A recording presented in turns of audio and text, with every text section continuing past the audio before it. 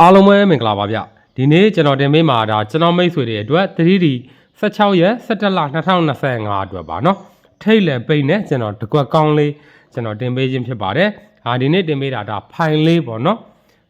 ဖိုင်1 2 3ကျွန်တော်တင်ပေးခဲ့ပြီးပြီဒါဖိုင်လေးတင်ဆက်ပြီးတော့တင်ပေးတာပါနော်ကဲဟုတ်ပြီကျွန်တော်တို့ပထမအဦးဆုံးအနေနဲ့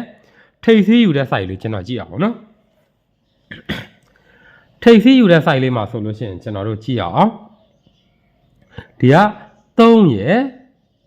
3ညရယ်နော်3ရယ်3ညရယ်8ရယ်3နဲ့3ညနဲ့ပေါင်းတော့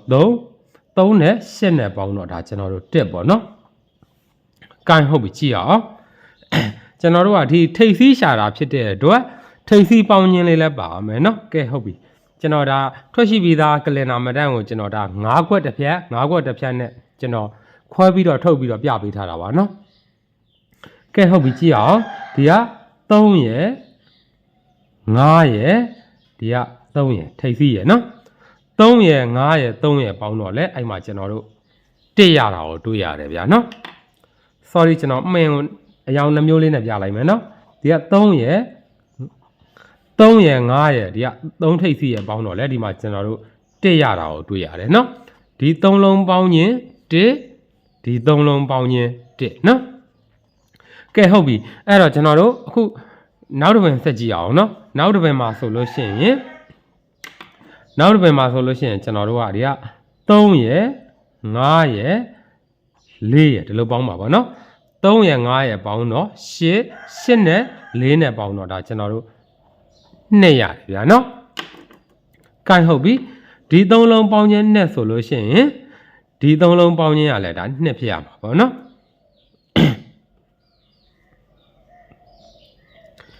ကဲဟုတ်ပြီကျွန်တော်တို့အဲ့တော့ကြည့်အောင်8ရယ်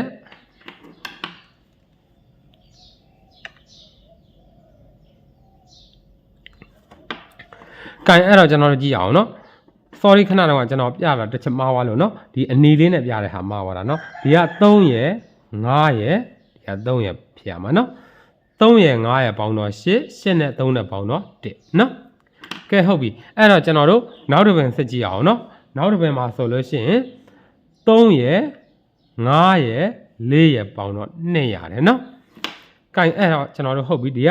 3ရယ်ဒီမှာ6ရယ်ဒီက3ရယ်ထိပ်စီးရယ်ပေါ့နော်3ရယ်6ရယ်3ရယ်ပေါင်းတော့လဲအဲ့မှာကျွန်တော်တို့2ရတာကိုတွေ့ရတယ်ဗျာနော်ဒီ3လုံးပေါင်းခြင်းနဲ့ဒီ3လုံးပေါင်းခြင်းနဲ့နော်ကျွန်တော်မိတ်ဆွေတွေမြင်ရလားမသိဘူးဗျာနော်ကဲဟုတ်ပြီအဲ့တော့ကျွန်တော်တို့အခုလာမဲ့ပင်အတွက်ကျွန်တော်တို့ကြည့်အောင်နော်အခုလာမဲ့ပင်မှာဆိုလို့ရှိရင်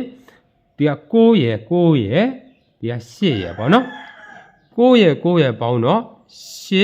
8နဲ့ပေါင်းတော့ဒါကျွန်တော်တို့6ပေါ့နော်ကျွန်တော်ဒီဘက်မှာပဲရေးလိုက်မယ်အတူတူပါပဲကဲအဲ့တော့ဟုတ်ပြီဒီက9ရယ်ပေါင်းတော့8အခုလာမဲ့ထိပ်စီးတစ်လုံးနဲ့ပေါင်းရင်လည်းဒါကျွန်တော်တို့6ရအောင်ပါဗောနော်9နဲ့ပေါင်းတော့8နဲ့ကျွန်တော်တို့က8နဲ့ပေါင်းမှ6ရမှာဆိုတော့ဒါ8ထိပ်စီးပေါ့ဗျာနော်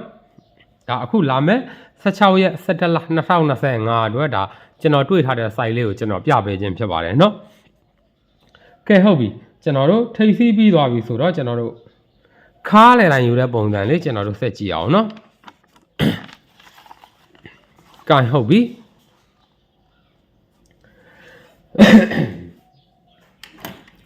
ခါးလေတိုင်းယူတဲ့ site လေးမှာဆိုလို့ရှိရင်ကျွန်တော်တို့ကြည့်အောင်ဒီက3ရယ်3ညရယ်ဒီက3ရယ်နော်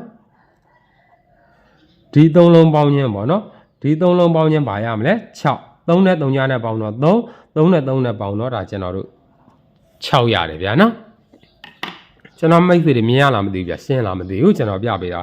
ကဲဟုတ်ပြီကျွန်တော်တို့ဆက်ကြည့်အောင်နော်ကျွန်တော်တို့ကခါးလေတိုင်းရှာတာဖြစ်တဲ့အတွက်ဒီခါးပေါင်းခြင်းလဲပါရမယ်ပေါ့နော်ဟုတ်ပြီကြည့်အောင်ဒီကခွန်ရယ်ဒီက3ညရယ်အခုဒီမှာခါးလေတိုင်းရယ်ပေါင်းမယ်နော်ခွန်ရယ်3ညရယ် ဒီက9ရဲ့ပေါင်းတော့လဲအဲ့မှာကျွန်တော်တို့6ရတာကိုတွေ့ရတယ်ဗျာနော်ဒါပထမတစ်ပင်ပေါ့နော်ဒီ3လုံးပေါင်းခြင်း6ဒီ3လုံးပေါင်းခြင်း6နော်ကဲအဲ့တော့ဟုတ်ပြီကျွန်တော်တို့နောက်တစ်ပင်ဆက်ကြည့်အောင်နော်နောက်တစ်ပင်မှာဆိုလို့ရှိရင်ဒီက3ရဲ့အဲ့မှာကဏ္ဍနေရာနေရာထားလေးတွေကကျွန်တော်တို့အပေါ်အပင်တိုင်းပဲသွားမယ်နော်3ရဲ့ဒီမှာ9ရဲ့ဒီက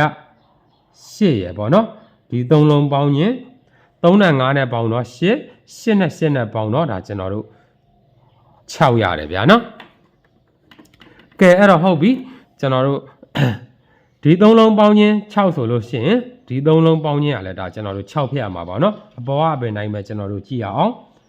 ဒီက6ရဲ့ဒီက9ရဲ့ဒီကခါးလေတိုင်းရဲ့ပေါ့နော်ဒီတိုင်းသွားမယ်6ရဲ့9ရဲ့ပေါင်းတော့1နဲ့9နဲ့ပေါင်းတော့လဲအဲ့မှာကျွန်တော်တို့6နော်ကျွန်တော်မိတ်ဆွေတွေရှင်းလာမသိဘူးဗျဒီ3လုံးပေါင်းခြင်း6ဒီ3လုံးပေါင်းခြင်း6နော်ကဲအဲ့တော့ကျွန်တော်တို့အခုလာမဲ့ပင်အတွက်ကျွန်တော်တို့ကြည့်အောင်နော်အခုလာမဲ့ပင်မှာဆိုလို့ရှိရင်ကဏ္ဍနေရာနေရာထားလေးတွေကျွန်တော်တို့ဒီအပေါ်အပင်တိုင်းပဲသွားမယ်နော်အောက်တွေကတပုံစံနဲ့ပဲသွားမယ်ကြည့်အောင်ဒီက9ရဲ့ဒီက9ရဲ့ဒီက8ရဲ့ပေါ့နော်ဒီ3လုံးပေါင်းခြင်းဒီ3လုံးပေါင်းခြင်း9နဲ့9နဲ့ပေါင်းတော့8 8နဲ့8နဲ့ပေါင်းတော့ဒါကျွန်တော်တို့6ပေါ့နော်ဒီ3လုံးပေါင်းခြင်း6ဆိုလို့ရှိရင်ကျွန်တော်တို့ဒီ3လုံးပေါင်းခြင်းကလည်းဒါ6ဖြစ်ရမှာပေါ့နော်ကဲအဲ့တော့ကျွန်တော်တို့ဟုတ်ပြီကြည့်အောင်ဒီက6ရဲ့ဒီက9ရဲ့အခုဒီလာမဲ့ခါးလေတိုင်းရဲ့ပေါ့နော်ပေါင်းရင်လည်းဒါ6ဖြစ်ရမှာပေါ့နော်6ရဲ့9ရဲ့ပေါင်းတော့9နဲ့ကျွန်တော်တို့ကဒီ6ဖြစ်ဖို့ဆိုလို့ရှိရင်ကျွန်တော်တို့က9နဲ့1နဲ့ပေါင်းအောင်ပါပေါ့နော်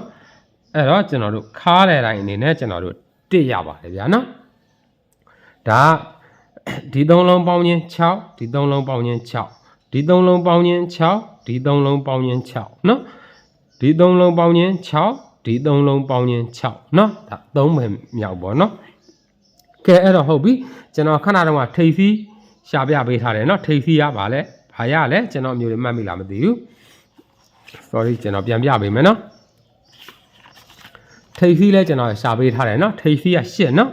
ဒီမှာဒီ3လုံးပေါင်းခြင်း1ဒီ3လုံးပေါင်းခြင်း1နော်ဒီ3လုံးပေါင်းခြင်း1ဒီ3လုံးပေါင်းခြင်း sorry ဒီ3လုံးပေါင်းခြင်းနဲ့ဒီ3လုံးပေါင်းခြင်းနဲ့နော်ဒီ3လုံးပေါင်းခြင်း6ဒီ3လုံးပေါင်းခြင်း6နော်ကဲအဲ့တော့ဟုတ်ပြီကျွန်တော်တို့ထိပ်စီးလဲရသွားပြီခါးလေတိုင်းလဲရသွားပြီနော်ကျွန်တော်တို့အပိတ်ယူတဲ့ site လေးကျွန်တော်တို့ဆက်ကြည့်အောင်ဗျာနော်အဲ့တော့ကျွန်တော်ဒီနေရာမှာဖြည့်ပေးထားလိုက်မယ်နော်ထိပ်စီးက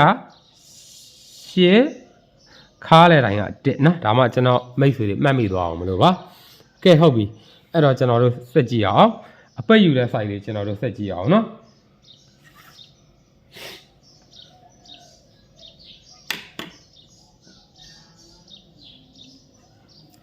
အပိတ်ယူတဲ့ site လေးမှာဆိုလို့ရှိရင်ကျွန်တော်တို့ကြည့်အောင်ဒီက3ရယ်8ရယ်ဒီက3ဒီတိုင်းပေါင်းမယ်နော်ကျွန်တော်မိတ်ဆွေတွေမြင်ရလားမသိဘူးနော်ဒီက3ရယ်8ရယ်3ရယ်နော်3နဲ့8နဲ့ပေါင်းတော့1နဲ့3နဲ့ပေါင်းတော့ဒါကျွန်တော်တို့4ရတယ်ဗျာနော်ကဲအဲ့တော့ဟုတ်ပြီကျွန်တော်တို့ဆက်ကြည့်အောင်ကျွန်တော်တို့အပိတ်ရှာတာဖြစ်တဲ့အတွက်ဒီနောက်ပိတ်ပေါင်းခြင်းပါမယ်နော်ဒီက2ရယ်3ညရယ်ဒီမှာ cross တင်သွားမှာနော်2ရယ်3ညရယ်2ရယ်နော်2ရယ်3ညရယ်ပေါင်းတော့2နဲ့ပေါင်းတော့ဒါကျွန်တော်တို့4ပေါ့နော်2ရယ်3ညရယ်2ရယ်ပေါင်းတော့4ဒီ3လုံးပေါင်းခြင်း4ဒီ3လုံးပေါင်းခြင်း4နော်ကဲအဲ့တော့ဟုတ်ပြီကျွန်တော်တို့နောက်တစ်ပင်ဆက်ကြည့်အောင်နော်နောက်တစ်ပင်မှာဆိုလို့ရှိရင်ဒီက3ရယ်2ရယ်ပေါင်းတော့9နဲ့8နဲ့ပေါ့နော်ဒီ3လုံးပေါင်းခြင်းဒီ3လုံးပေါင်းခြင်း9နဲ့8နဲ့ပေါင်းတော့ဒါကျွန်တော်တို့3ပေါ့နော်ကဲအဲ့တော့ဟုတ်ပြီကျွန်တော်တို့ဆက်ကြည့်လိုက်ရအောင်နော်ဒီ ဒီ3လုံးပေါင်းခြင်း3ဆိုလို့ရှိရင်ဒီ3လုံးပေါင်းခြင်းကလည်းဒါ3ဖြစ်ရမှာပေါ့နော်ဒီက2ရယ်5ရယ်5ရယ်6ရယ်နော်2နဲ့5နဲ့ပေါင်းတော့9နဲ့6နဲ့ပေါင်းတော့အဲ့မှာကျွန်တော်တို့300တာကိုတွေ့ရတယ်ဗျာနော်ကဲဟုတ်ပြီကျွန်တော်တို့ဒီ formula လေးကလည်းဒါကျွန်တော်တို့နှစ်ပင်ဇက်တိုက်ဒီတိုင်းလေးဆင်းလာခဲ့ပြီเนาะအခုလာမဲ့ပင်အတွက်ကျွန်တော်တို့ကြည့်အောင်အခုလာမဲ့ပင်မှာဆိုလို့ရှိရင်6နဲ့9နဲ့เนาะ6နဲ့6နဲ့เนาะ9ရ9ရပေါင်းတော့6နဲ့6နဲ့ပေါင်းတော့ဒါကျွန်တော်တို့2ပေါ့เนาะဒီ3လုံးပေါင်းခြင်း2ဆိုလို့ရှိရင်ကျွန်တော်တို့ကဒီ3လုံးပေါင်းခြင်းကလည်းဒါ2ဖြစ်ရမှာပေါ့เนาะကဲအဲ့တော့ဟုတ်ပြီကျွန်တော်တို့ကြည့်အောင်ဒီက6ရယ်9ရယ်9ရယ်အခုလာမဲ့ထိပ်စီးရယ်ပေါင်းရင်လည်းဒါ2ဖြစ်ရမှာပေါ့နော်6နဲ့9နဲ့ပေါင်းတော့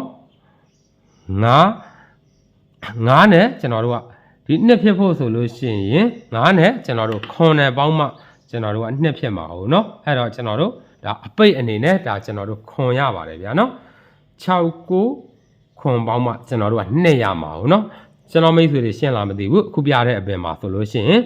ဒီ3လုံးပေါင်းခြင်း4ဒီ3လုံးပေါင်းခြင်း4ဒီ3လုံးပေါင်းခြင်း3ဒီ3လုံးပေါင်းခြင်း3နော်ဒီ3လုံးပေါင်းခြင်းနဲ့ဒီ3လုံးပေါင်းခြင်းနဲ့နော်အဲ့တော့ကျွန်တော်မိတ်ဆွေတွေအတွက်အခုလာမဲ့ဒီ16ရက်17လ2025အတွက်ဒါကျွန်တော်ထုတ်ပေးထားတာတကွက်ကောင်းနော်8ခွန်ပါဗျာနော်ဒါအကြိုက်တူမှလိုက်ကစားပါနော်ဒါကျွန်တော်စိုက်လေးကလှလို့မလို့ကျွန်တော်မိတ်ဆွေတွေကိုရသေးခြင်းလို့မလို့ကျွန်တော်တင်ပေးခြင်းဖြစ်ပါတယ်เนาะ gain ကျွန်တော်တို့နောက်ဗီဒီယိုဖိုင်နေကြမှာပြန်တွေ့ကြမယ်ဗျာเนาะ